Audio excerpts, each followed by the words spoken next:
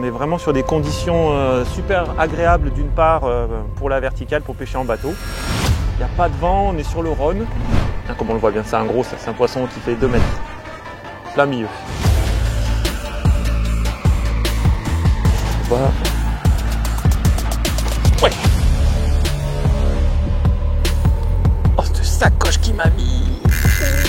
Ça tire là. Et il a la patate hein, celui-là. Ah bah là on a un petit client là, ça y est.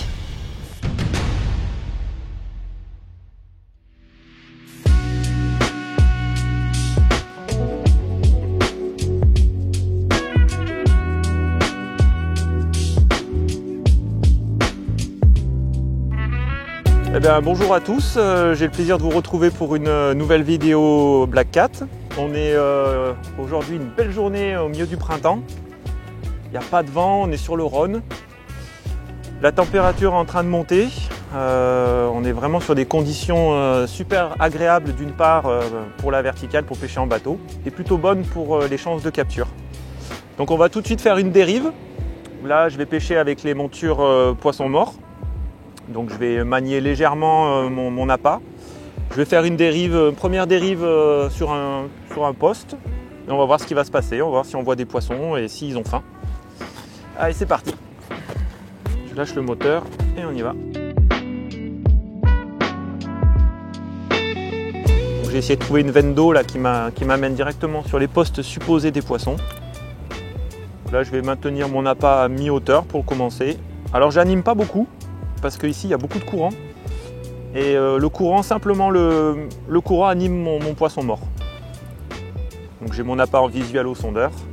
De temps en temps, je tourne un peu la sonde pour voir si je vois des poissons un peu aux alentours du bateau.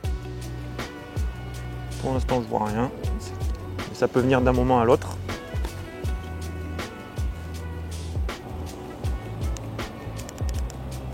Je me décale un tout petit peu là pour passer pas loin de la pile de pont. Je suis pas mal. Tiens, un premier poisson là, regarde-le. Comme on le voit bien, c'est un gros, c'est un poisson qui fait 2 mètres. Plein milieu. Il n'avait pas faim. On reviendra le voir plus tard. Mais il était bien là, donc derrière les blocs rocheux, tu vois, des gros blocs du pont effondré.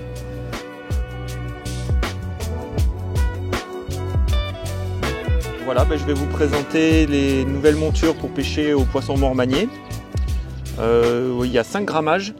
Ça va de 80 grammes la plus légère à 280 grammes pour la plus lourde. C'est des montures assez polyvalentes qu'on peut utiliser soit avec des poissons morts, des poissons vivants ou des leurres souples. Je vais choisir une 120 grammes. Je vais prendre un hameçon simple Ghost Gripper en taille 3.0. Les Ghost, ce sont des hameçons simples avec des petites pointes permettant de planter l'hameçon sur le flanc du poisson mort pour le maintenir bien à la perpendiculaire, d'être toujours disponible, ne pas qu'il se plaque sur un côté en fait. Alors on va prendre un bout de tresse à bas de ligne 50 kg. Je prends à peu près 60 cm. Je commence par attacher l'hameçon avec un nœud sans nœud comme pour un montage carpe. 5-6 tours. On repasse dedans. Je vais mettre un petit bout de gaine pour bloquer le fil, pour être sûr qu'il ne se déroule pas. Un tout petit bout de 5 mm de longueur que je vais enfiler là. On va faire glisser sur l'œillet et emprisonner la tresse pour bien la bloquer. Comme ça, on est sûr qu'elle ne se déroule pas. Donc en fait, là, je vais faire un montage réglable. Donc l'astuce, c'est pas de mettre tout de suite la monture. Je vais attacher mon bas de ligne à mon corps de ligne avec un nœud pareil comme pour la pêche à la carpe. Je fais un nœud de 8 sur la grosse tresse et ensuite avec la tresse corps de ligne qui vient à ma canne, je passe dedans et je refais un nœud derrière. Je fais 6-7 tours et je vais les resserrer l'un contre l'autre. Donc ça c'est des nœuds de tête de ligne assez classiques, il n'y a rien de nouveau. Voilà, et ensuite les 2 nœuds je les rejoins l'un contre l'autre en serrant bien. Voilà. On coupe les petits bouts sans couper trop à ras. Les petits bouts de fil, on les met de côté, on les jette pas par terre. Et là, l'astuce, en fait, c'est de pouvoir changer de grammage quand on veut. sans avoir à tout démonter, à tout couper. Imaginons que j'ai un vif, un poisson mort de cette taille à peu près. Je vais présenter mon hameçon, on va dire, aux 2/3. Je vais prendre mon point de repère ici, je veux que ma tête plombée elle arrive là. Je vais faire une boucle. Je la passe dans le grand œillet, l'œillet il est surdimensionné exprès. Et je la passe comme ça, comme un boucle dans boucle, tout simplement. Hop. Et là en fait ça me fait une monture qui est réglable. C'est-à-dire que si je desserre un peu le nœud, je peux faire coulisser la tresse pour pouvoir adapter suivant la taille des poissons que j'ai. Parce que des fois on n'a pas toujours les tailles standards, donc hop, je fais coulisser un peu et je le resserre comme ça. Ensuite je le mets dans le poisson et là si je veux par exemple changer de grammage en cours de pêche, eh ben, je desserre un peu le nœud, je refais passer la boucle, hop, et on défait et on peut changer mon grammage. Je veux mettre un peu plus léger, un peu plus lourd, allez hop, 180 grammes, je prends et je remets. Donc on a notre monture réglable, on a notre poisson mort, une bonne 20-25 cm là. Je présente à côté, donc là je suis beaucoup trop long, donc je desserre un peu mon nœud, ou je le fais coulisser vers le bas comme ça. Je veux que mon hameçon il arrive ici. Une fois que j'ai réglé ma longueur d'empile, on prend le poisson, on le met comme ça, et là le petit ergot, on le soulève, il est un petit peu en force, et on vient le lâcher, et en fait avec le ressort, il se plante dans la tête comme ça, et ça permet d'avoir vraiment un très bon maintien pour pouvoir animer, aller toucher le fond dans le courant, ça va vraiment tenir très très bien, quoi. Il ne s'enlèvera pas comme ça. C'est tout l'avantage de ce montage, c'est vraiment le maintien sur le poisson mort pour faire des animations et d'avoir le poids le plus proche possible du poisson. Donc là il est bien maintenu, et ensuite avec l'hameçon Ghost Gripper, avec les petites pointes qui sont derrière, on peut le maintenir sur le flanc du poisson, on le plante, tac, et comme ça en fait on a notre hameçon qui est vraiment bien présenté, qui est bien ouvert, contrairement à un triple par exemple. Lorsqu'on met un triple, en fait il a tendance à se plaquer dans un sens ou dans l'autre, comme ça du coup on perd l'intérêt de l'ouverture, quoi. Autre intérêt de cette monture, donc, c'est aussi l'angle de la corde à piano par rapport à la tête plombée, lorsqu'on va manier, toucher le fond par exemple. Et ben le positionnement en fait va faire en sorte que le poisson soit toujours un peu le corps du poisson vers le haut et la tête vers le bas.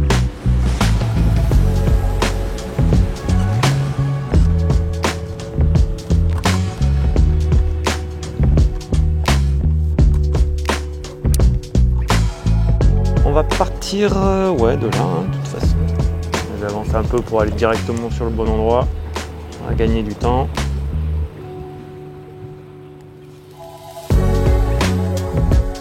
Hop là, il y en a un qui arrive, c'est lui. Allez, viens.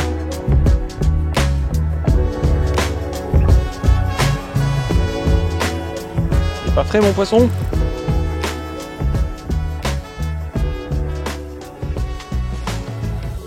Alors, les moulinets casting, c'est super pratique pour pêcher comme ça parce qu'on a vraiment un bon contrôle de la ligne si on veut descendre doucement ou remonter comme c'est le cas ici. Il y a beaucoup de variations, il y a des cailloux, il y a des obstacles, etc. Donc je suis toujours en train d'ajuster ma profondeur. Et avec un moulinet tambour tournant comme ça, c'est vachement plus facile à faire, je trouve, qu'avec un spinning.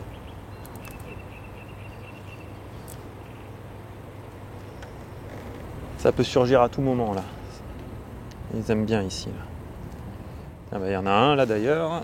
Allez. Il a suivi un peu de loin lui, mais il s'est recalé dans les cailloux après. Salaud. Il s'en bat les steaks. Énorme. Ouais, je te dis, les gros là, il y en a 2-3 qui se baladent, c'est toujours avant le pont là. Il est allé se recacher dans les cailloux. Il est sorti des cailloux, il a suivi un peu, et puis... Ah, il y en a hein, dans les cailloux, on les voit passer. Là. Il y en a un qui arrive. Ah, il est là. On va descendre. Je trouve pas.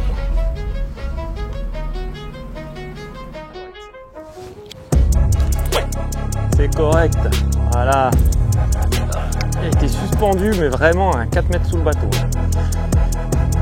Ah bah là on a un petit client là, ça y est. Oh cette sacoche qui m'a mis. partir là.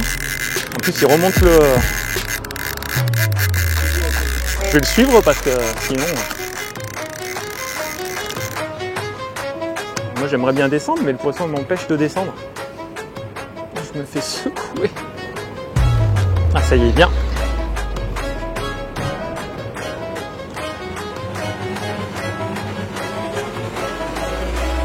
Je fais de l'animation pour le bateau hôtel en même temps. C'était prévu, c'est le spectacle de 15h.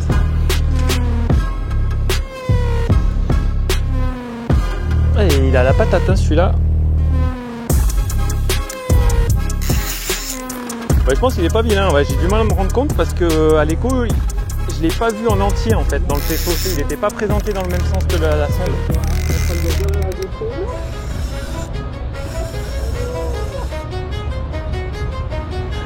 Ah, elle a décroché au dernier moment.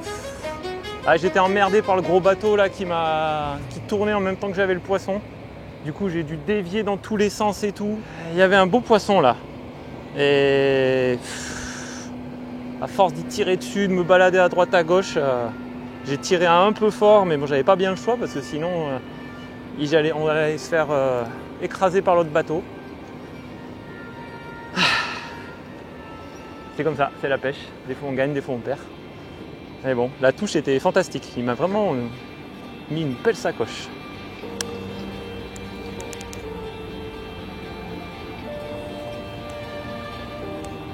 Ah, il va chasser un autre poisson, on dit. Ah, il n'a pas pris le mien, il a pris celui d'à... Enfin, pas celui d'à côté, mais... Je vois beaucoup de petits, tu vois, là. Très peu de... Ou des très très gros, ou des tout petits, tu vois, il n'y a pas l'intermédiaire. Quand on pêche en dérive comme ça, dans les endroits où il y a des bateaux qui naviguent, il faut faire très attention, parce que des fois on a le nez dans le sondeur, on ne regarde pas forcément autour de nous, et on a les péniches ou les gros bateaux qui sont prioritaires. Donc il faut bien penser de temps en temps à lever le nez, pour voir si on dérange personne. Auquel cas, s'il y a une péniche qui arrive, il faut se décaler pour la laisser passer. Parce que généralement, on n'a pas le dessus. Hein.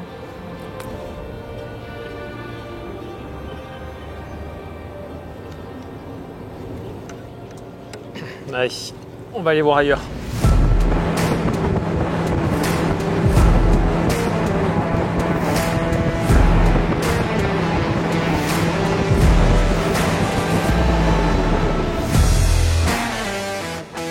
Donc là, on vient de changer de zone. Donc je pêche toujours des zones un peu profondes pour essayer de prendre un poisson en vertical sous le bateau. Donc là, on est sur la même configuration que ce matin, hein, une zone très profonde après un pont. Il y a un poisson là, tiens, hop là, un premier. Ils n'ont pas l'air très agressifs, les poissons dans les profondeurs. Hein. Vraiment, même comportement que ce matin. Il y en a un qui est venu voir là, mais...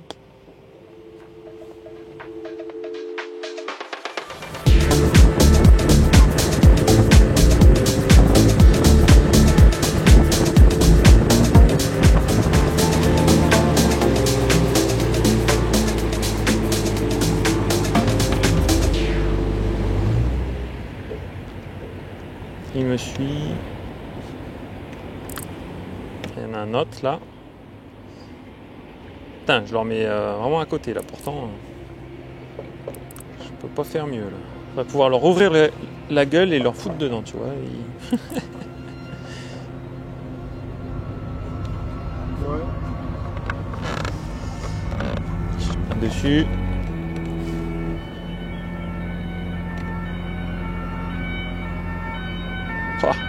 Oh, le vent. Ce que j'appelle, j'en ai rien à faire de ton poisson.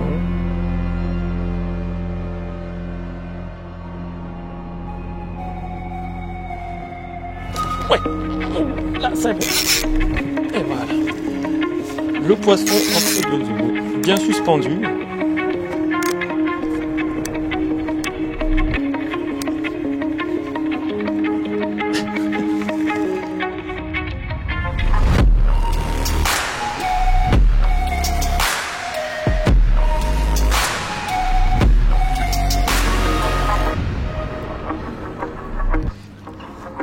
Et voilà un poisson pris en vertical avec la monture. Pas été facile, mais on a réussi. Il aurait fallu insister un peu. Yop là.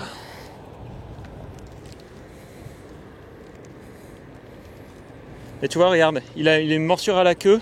Je pense que eux, ils commencent aussi à frayer. Ça veut dire qu'ils sont moins portés sur la nourriture. Alors, on arrive toujours à trouver un poisson coopératif, mais quand la fraie commence comme ça, ben, ils ont forcément d'autres objectifs, hein, c'est normal. Allez, hop là. Allez, jeune. Salut. Ben voilà. Toujours sympa. Donc là, le poisson, il était vraiment entre deux eaux. Il y avait à peu près 12 mètres de fond. Il était à 5 mètres sous le bateau à peu près. Donc il aura fallu monter l'appât vraiment à son niveau. Et tout doucement, il s'est approché. Puis au dernier moment, il m'a vraiment attaqué très fort. Il m'a fait une belle touche. Ça, c'était sympa.